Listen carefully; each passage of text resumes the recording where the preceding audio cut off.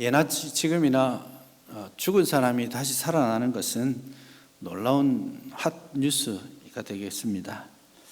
실제로 성경에서도 예수님께서도 죽은 사람을 다시 살리는 장면이 많이 나와 있지 않습니다. 3번 정도 성경에 나와 있죠. 회당장 야이로의 딸을 살리시는 장면이 하나 있었고, 나인성 과부의 아들을 살리는 장면이 하나 있었죠. 그리고 오늘 본문에 나와 있는 나사로를 살리는 이 대목이 나와 있습니다.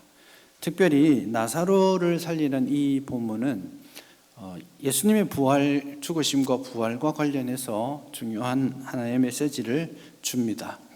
요한복음 11장이 그 대목을 전체적으로 다 설명합니다. 이 이야기가 굉장히 길어요. 11장 1절부터 44절까지가 이 이야기이고, 사실은 45절 이하에서도 이 죽음의 여파가 계속, 그 부활의 다시 살아남의 여파가 계속해서 전개되고 있는 그런 장면입니다. 그래서 사실은 11장 거의 전체를 나사로가 죽었다가 다시 살아나는 이 대목으로 다 기록하고 있습니다. 근데 이것은 바로 뒤에 나오는 예수님의 죽으심과 부활, 이것과 상관관계를 가지고 있습니다. 그래서 나사로의 죽음과 다시 살아남을 통해서 우리에게 부활에 대한 어떤 하나의 샘플, 신앙의 가치관을 우리에게 정립해 주고자 하는 그런 의도가 있습니다. 그런 의도를 담고 예수님께서 이 나사로의 죽음을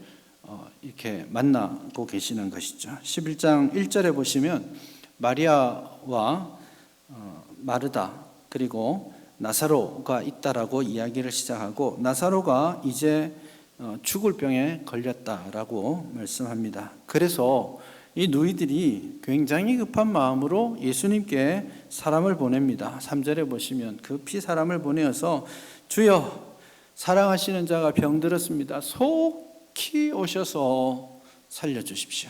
주님이 여기 오시면 우리 오라버니의 이 병을 낫게 하실 수 있습니다. 살릴 수 있습니다. 그런 간절한 열망을 가지고 이 두 사람이 예수님을 부릅니다. 그런데 뜻밖에도 예수님은 4절에서 보시면 아주 이상한 말씀을 하시면서 가지 않으십니다. 이렇게 말씀하시죠. 이 병은 죽을 병이 아니라 하나님의 영광을 위한다. 이 병은 죽을 병이 아니라 하나님의 영광을 위한 것이다 라고 말씀하시면서 거기에서 이제 이틀을 더 유하고 계십니다. 그리고 이틀이 지난 다음에 천천히 이제 한번 가볼까 하고 움직이기 시작해서 이 베다니에까지 이 죽은 지 나흘 만에 도착하게 됩니다. 그게 이제 오늘 본문의 이야기이죠. 예수님께서는 의도적으로 나사로에게 일찍 가지 아니하시고 나사로가 죽기를 기다리셨다라는 생각을 하게 됩니다. 여기서 우선 한 가지 우리가 점검하고 가야 될 부분이 있습니다. 우리의 믿음, 신앙과 관련해서요. 나사로와 그리고 마리아, 마르다는 간절히 예수님께 이렇게 요청한 것입니다. 지금 여기에 예수님이 필요합니다. 도와주세요. 지금 우리는 바로 여기에서 주님이 지금 도와주셔야 합니다. 너무너무 절박한 상황입니다. 라고 요청했는데 예수님은 지금은 아니야 하고 머물러 계셨던 것입니다. 그래서 여기에서 우리 신앙생활에 있어서 중요한 간격이 있다는 것을 확인할 수 있습니다. 우리도 마찬가지죠. 우리의 기도, 우리가 요청하는 것, 하나님께 바라는 대부분의 것들은 내가 생각하기에 내가 중요하다고 여기는 것, 내가 중요하다고 생각하는 시간을 하나님께 아뢰입니다. 하나님, 지금 이 문제 지금 해결되어야 제가 살 수 있어요. 지금 이 질병 고쳐주셔야 됩니다. 지금 좀 도와주세요. 이렇게 많이 기도하죠. 그러나 우리는 하나님의 때가 있다는 것을 인정해야 합니다. 나사로가 마리아와 마르다가 간절한 마음으로 요청했을지 모르겠지만 예수님께서는 하나님께서 정하신 때가 있다는 것을 먼저 말씀해 주시는 것 같습니다. 여러분, 누구의 시간표가 맞을까요? 내가 생각하는 내게 필요한 시간이 옳고 가장 좋은 것일까요? 아니면 예수님이, 우리 주님께서 판단하시는 시간표가 내게 좋을까요? 두말하면 잔소리죠. 배워온 관성이 있어서 예수님의 시간이요 이렇게 말씀은 잘 하십니다. 그렇게 말씀은 하시는데 정작 우리는 하나님의 시간표를 신뢰하며 기다립니다 라고 말하지 않고 지금 여기에 이 방법대로 해결해 주십시오 라고 외칠 때가 참 많습니다. 제가 누누이 강조하지만 믿음은 기다림입니다.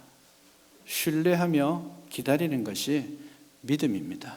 믿음의 본질은 하나님의 일하실 것을 믿고 그분의 손에 우리의 시간표를, 우리의 방법을 내어드리는 것입니다. 하나님께서 일하시기를 기다리는 우리 모두가 될 수 있기를 바랍니다.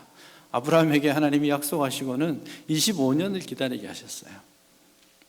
요셉에게 꿈을 꾸게 하시고 신속히 이루겠다라고 약속해 두시고는 그것이 이루어질 때까지 22년의 세월이 지나야만 했었습니다. 그냥 들판에 있던 다윗을 불러서, 다윗이 내가 왕 되겠습니다 한 적도 없잖아요. 그런데 불러서 기름을 부고 너 이제 왕 할 거야 이렇게 하시고는 10년, 15년을 도망자의 신세로 살게 하셨습니다. 그 긴 기다림의 시간들이 무의미한 것이 아니에요. 하나님의 시간표를 기다리는 것, 하나님의 뜻을 이루어가는 과정임을 우리가 잘 고백할 수 있기를 바랍니다. 그래서 여러분 인내하며 소망 가운데 신뢰하며 기다리는 믿음을 새롭게 하기를 바랍니다. 오늘 17절 본문을 보니까 예수님께서 오셨는데 나사로가 무덤에 있은지 나흘이다 그렇게 말씀하고 있습니다. 굳이 나흘이 지났다라고 말씀하시는 이유가 있습니다.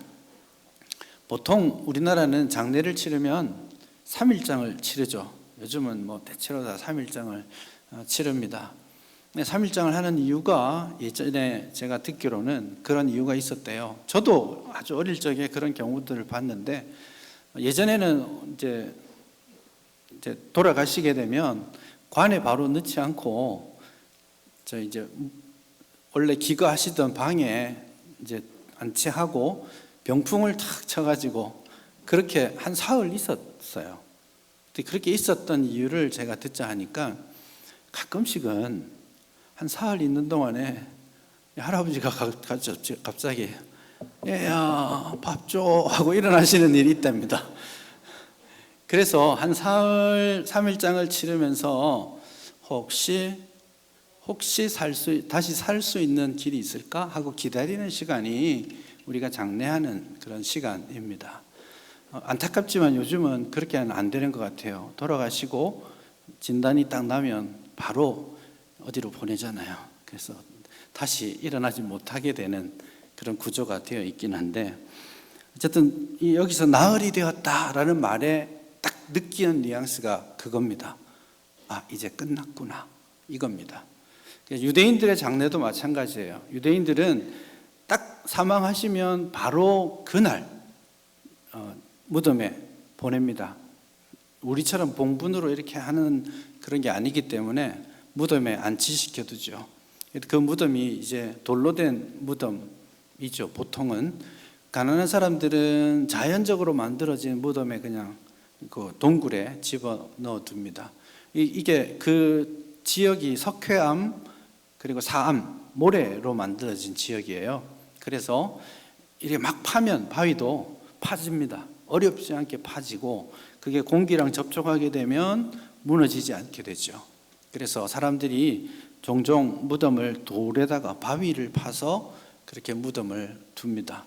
이게 사암이다 보니까 비가 오고 막 이러면 스스로 동굴이 만들어지기도 하고 조금 부자들은 힘써서 번듯하게 바위를 뚫어서 이 장례를 준비하기도 합니다. 그렇게 해서 처음에 돌아가시면 그 첫날 그 무덤에 안치시키고 사흘을 기다립니다. 우리랑 비슷하죠. 사흘을 기다리고 나흘이 되면 이제 끝났다라는 것을 모두가 확인하게 되죠. 그래서 장례는 실질적으로는 나흘째부터 7일까지 전체가 장례식은 7일 동안 진행되게 되죠. 그래서 본문에서도 예수님께서 나사로에게 왔는데 나사로가 죽은 지 나흘째다 라고 굳이 말씀하시는 이유는 나사로가 이제는 더 이상 살아날 희망이 없다, 확실히 죽었다라는 것을 증언하는 것입니다. 그래서 예수님께서는 천천히 나사로가 다시 살 수 없다라는 것을 모두가 인정하는 시간까지 기다리셨다가 그를 찾아오신 것입니다. 딱 와서는 먼저 밖에서 마리아, 마르다를 차례대로 부르십니다. 마르다가 제일 먼저 뛰어왔죠. 여러분 누가복음 10장에 보면 예수님 오시니까 마르다는 밖에 나가서 열심히 음식하고 마리아는 발치에 앉아서 말씀 듣고 이랬던 장면 있지 않습니까? 그와 비슷하게 역시 기질은 어디 가지 않아요. 먼저 마르다가 열심히 확 뛰어와가지고 예수님을 먼저 영접합니다. 나중에 마리아도 이제 부르심을 받고 나가게 되는데요. 마르다가 먼저 예수님을 만나서 이런 말씀을 전합니다. 되게 아쉬웠을 거예요. 예수님이 왜 이렇게 늦게 오셨나? 예수님이 계셨으면 희망이 있었을 텐데. 그런 생각을 가지고 예수님을 만나자마자 마르다는 예수님에게 주님이 오셨더라면, 조금만 일찍 오셨더라면 우리 오라버니가 죽지 않았을 텐데요. 여기에는 아쉬움도 때로는 불평과 원망도 다 섞여 있는 말인 것 같습니다. 실제로 32절을 보시면 마리아도 뛰어나와서 제일 먼저 한 말이 똑같은 말입니다. 그러니까 그 집안에 예수님이 늦게 오시는 것에 대한 아쉬운 마음들이 가득했다라는 뜻이 되겠습니다.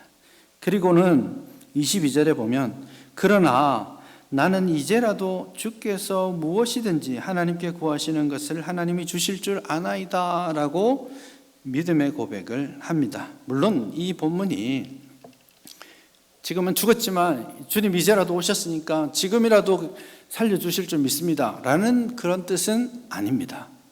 이것은 일반적으로 내가 지금 섭섭하고 힘들지만 주님 원망스럽기도 하지만 주님을 향한 내 믿음을 거두지 않을 거예요 라는 그런 고백으로 이해하면 됩니다. 물론 유대인들이 부활신앙을 가지고 있었습니다. 유대인의 신앙 가운데 부활신앙이 있습니다. 그래서 죽은 자가 부활할 것을 모두가 믿고 있습니다. 마리아도 마르다도 다 믿고 있습니다. 단 언제냐? 예수님이 마지막 날 심판의 날이 오면 그때 부활할 것이라고 믿고 있었죠. 그래서 예수님께서 이 마르다의 아쉬운 고백을 듣고는 23절에서 단도직입적으로 내 오라비가 다시 살아날 것이야 이렇게 말씀하셨습니다. 그럴 때 24절에 보니까 마르다의 부활신앙의 형태를 정확하게 드러내는 말씀입니다. 마르다가 이르되 마지막 날 부활할 때는 다시 살아날 줄을 아나이다 그렇게 말합니다. 그래서 22절에 이 고백이 다시 살릴 줄 믿습니다 라는 고백이 아니게 되는 거죠. 그래서 유대인들이 가졌던 부활에 대한 관념, 그건 뭐냐면 마지막 날에 다시 살 것을 믿었던 겁니다. 근데 예수님께서 나사로의 죽음을 기다리셔서 부활에 대한 가르침을 주시면서 교정하고 싶었던 부활신앙을 오늘 본문에서 명확하게 25절에서 말씀해 주시죠. 예수님께서 그 말씀을 들으시고 기다렸다는 듯이 이렇게 말씀하십니다. 나는 부활이요 생명이니 나를 믿는 자는 죽어도 살겠고 무릇 살아서 믿는 자는 영원히 죽지 아니하리라. 놀라운 말씀을 주십니다. 그리고 이것을 한 번 더 되새기기 위해서, 강조하시기 위해서 이것을 내가 믿느냐라고 질문까지 하십니다.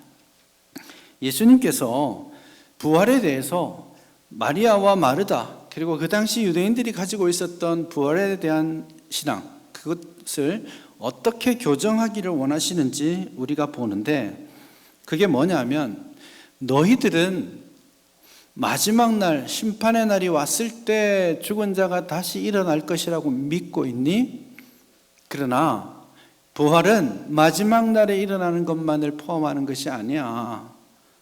그러시면서 나는 부활이요 생명이다.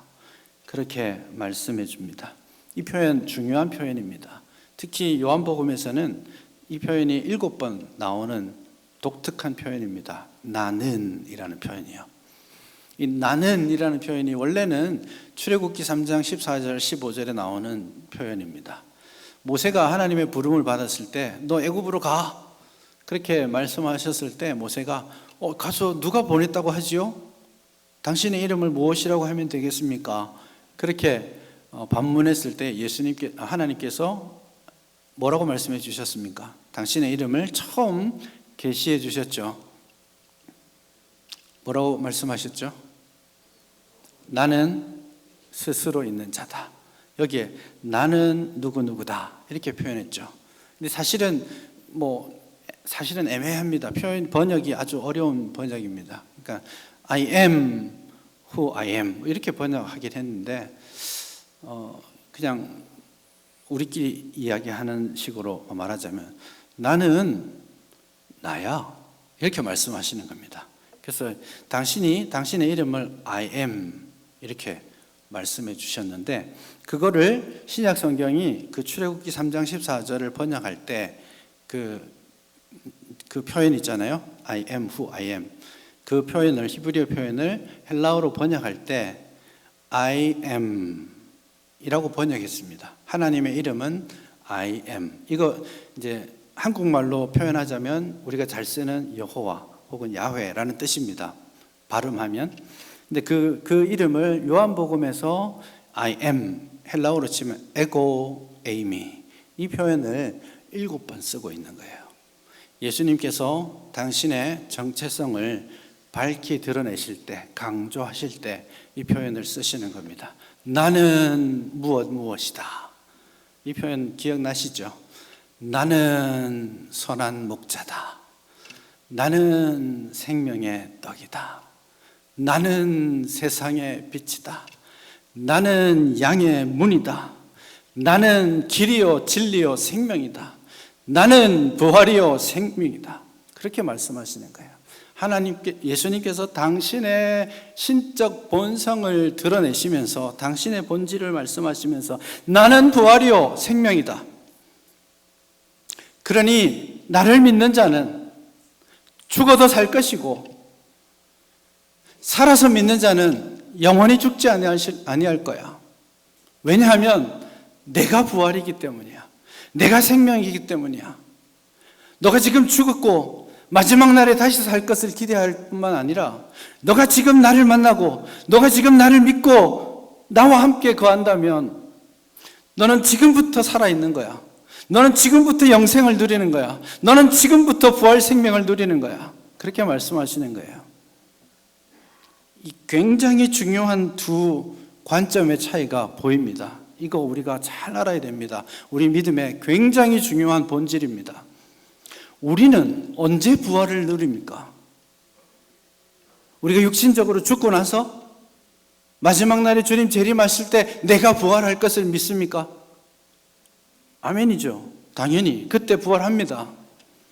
그러나 지금 예수님은 그 생각을 바꾸기를 원하시는 거예요. 마지막 날이 아니고 예수님과 함께하는 예수님을 믿고 살아가는 그 삶의 모든 자리가 부활을 누리는 자리다라고 말씀하고 있는 거예요. 그래서 이 부활 생명을 누리는 것, 그것은 미래가 아니라 현재의 복인 거예요. 요한복음이 지속적으로 그 이야기를 합니다. 영생이 무엇입니까? 요한복음 17장 3절에 보시면 영생은 유일하신 참 하나님과 그의 보내신 바 예수 그리스도를 뭐 하는 건요? 아는 것. 예수 믿고 살아가면서 주님을 지식적으로 알아가고 주님을 경험적으로 체험해가면서 주님을 더 깊이 알아가는 그 삶 자체가 영생을 누리는 거예요. 내가 죽어서 천국 가서 누리는 영생이 아니라 우리가 하루하루를 살아가면서 우리가 호흡하는 모든 순간순간에 주님을 느끼며 주님과 교제하는 삶 자체가 영생인 겁니다. 요한복음 8장 51절에도 그렇게 말하죠. 사람이 내 말을 지키면 영원히 죽음을 보지 아니하리라. 요한복음이 이런 말씀 많이 해요. 지금 영생을 가졌다라고 말해요. 요한복음 5장 24절입니다. 내 말을 믿고 또 나 보내신 이를 믿는 자는 영생을 얻었고 심판에 이르지 아니하나니. 예수 믿으면 영생을 얻을 것이다? 아니요. 영생을 얻었고 이미 우리는 영생을 소유한 자고 이미 우리는 부활 생명을 누리는 자입니다. 이 진리를 지금 마리아와 마르다에게 알려주고 싶은 겁니다. 우리가 부활을 믿는다. 예수님이 부활하셨습니다. 이것을 고백하는 것은 나도 죽어서 부활할 것입니다를 고백하는 것에서 그쳐서는 안 됩니다. 내가 살아계신 예수님을, 지금도 살아 역사하시는 분 맞죠? 그 살아계신 예수님이 부활이시고 생명이라는 걸 믿는다면, 이제 주님 내 안에서 살아 역사하신다면 나는 이미 영생을 소유한 자고 나는 이미 부활을 살아가는 부활 생명체입니다. 저는 부활주의를 그렇게 좋아하지는 않습니다. 이 부활주의를 딱 정해놓으니까 꼭 1년에 한 번 기념하는 것 같잖아요. 매일 죽고 매일 부활해야 되는 생명인데 한 번 무슨 축제일처럼 지나는 거 참 아쉬움이 있습니다. 예수님의 부활을 그렇게 한 번 기념하는 것으로 보내지 않기를 바랍니다. 우리의 삶의 모든 순간순간이, 내 호흡이 붙어있는 모든 순간에 부활을 누리면서 살아야죠. 예수님 부활하신 걸 믿으십니까? 여러분이 부활을 소유한 것을 믿으시길 바랍니다. 여러분, 이 부활을 소유했다라고 확신하게 되면 내 신앙생활에 중요한 전환점이 하나 생기는데 그게 뭐냐면 죽음을 더 이상 두려워하지 않습니다. 오히려 죽음을 추구하는 삶을 살게 될 겁니다. 우리 죽음을 얼마나 싫어하는지 몰라요. 죽기 싫어요, 다들. 모두가 더 살고 싶잖아요. 여기서 삶을 더 살고, 그게 나쁘다라고 말하는 건 아니에요. 그렇지만 그 이면에는 죽음을 멀리하고 싶은 두려움이 우리에게 있는 겁니다. 얼마나 겁이 나는지 맨날 죽는다는 소리 입에 달고 살아요. 어떤 사람은 우리가 평생 죽는다 말 안 하면 안 죽을지도 모른다라고. 무슨 배가 불러도 죽겠고, 배가 고파도 죽겠고, 추워도 죽겠고, 더워도 죽겠고, 화가 나도 죽겠고, 심지어는 기뻐도 죽겠고, 다들 죽겠고 합니다. 그렇게 어떻게 보면 그게 저는 죽음을 우리가 멀리하고 싶고 두려워하기 때문이라고 생각합니다. 그러나 여러분, 부활 생명을 믿는다면 우리는 이 죽음을 두려워할 필요가 없습니다. 육신적으로 죽음을 두려워할 필요도 없고요. 그리고 우리가 사실은 죽어야 하는 존재들입니다. 고린도전서 15장을 보시면 사도 바울이 부활에 대한 진리의 말씀들을 전합니다. 그러면서 15장 31절에 가면 이렇게 말합니다. 다시 살아남이 있다라는 것을 믿고 이렇게 말합니다. 내가 그리스도 예수 우리 주 안에서 가진 바 너희에 대한 나의 자랑을 두고 단언하노니 나는 날마다 죽노라. 신기한 역사 아닙니까? 사도 바울은 지금 고린도전서 15장에서 부활에 대해서 이야기합니다. 담대한 마음이 생겼어요. 그래서 마지막에 가서 사망아 너의 쏘는 것이 어디 있느냐? 그렇게 외치기까지 합니다. 그리고는 담대한 마음으로 강력한 마음의 확신을 가지고 내가 부활할 것이기 때문에 나는 날마다 죽는다. 죽어야 됩니다. 부활을 믿는 사람 죽음을 두려워하지 않아야 됩니다. 사도 바울이 많은 위기와 어려움이 있어도 그 사명 끝까지 감당할 수 있었습니다. 강도의 위험, 물의 위험, 도적의 위험, 매맞고 목숨의 위험을 받는 그 수많은 고난 가운데 그가 그 사명을 놓치지 않는 이유, 않을 수 있었던 이유, 다시 산다라는 확신이 있기 때문에, 날마다 자신을 죽일 수 있는 이유, 그것은 날마다 주 예수 그리스도 안에서 부활할 것이라는, 부활의 은혜와 생명을 누릴 것이라는 확신이 그에게 있었기 때문입니다. 그러니 여러분, 부활을 믿으신다면 잘 죽읍시다. 잘 죽어야 됩니다. 우리의 옛자아를 매일같이 죽입시다. 내 욕심을 좀 죽여야 됩니다. 내 자존심도 죽이고 주님을 위해 사명 감당하기 위해 불러주신 공동체를 위해 나를 죽이고, 그렇게 나를 날마다 죽일 때 그리스도 안에서 드디어 내가 발견되게 되는 것입니다. 부활주일입니다. 방금 전에 말씀드렸듯이 1년에 한 번 절기로서 지키는 거 좋지 않습니다. 우리는 매 주일마다 주님의 죽으심과 부활을 축하하는 주일 예배를 드립니다. 그러니 혹시 절기 때만 한 번씩 오시는 분이 계시잖아요. 좋지 않습니다. 매 주일이 최고의 절기입니다. 와서 함께 부활을 축하하고 부활 생명을 함께 누리는 복된 공동체가 될 수 있기를 바랍니다. 그 부활을 확신함으로써 날마다 나를 죽이고 날마다 주 안에서 내가 발견되고 다시 살아나는 은혜를 우리 모두가 누릴 수 있기를 바랍니다.